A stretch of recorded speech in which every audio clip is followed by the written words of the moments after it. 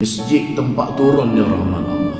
Daripada masjid, rahmat ini mengalir ke rumah kaum muslimin, melainkan 3 buah rumah yang tidak masuk rahmat Allah Subhanahu wa ta'ala. Rumah yang pertama, rumah yang di dalamnya ada anak-anak durhaka kepada ibu bapa. Rahmat ini penting. Durhaka pada bapa ni termasuk dalam senarai dosa besar. Dalam rumah yang ada anak durhaka, rahmat tak masuk. Yang kedua, rumah yang tidak dikunjungi oleh tetamu. Rumah comel balik, besar balik, tetapi tetamu tak berkunjung ke rumah itu. Orang tak pergi rumah itu. Mungkin dia ada masalah dengan jiran-jiran dia. Jiran pun tak pergi rumah tersebut. Jadi rumah yang tidak dikunjungi oleh tetamu, rumah itu tidak masuk rahmat Allah Subhanahu wa ta'ala.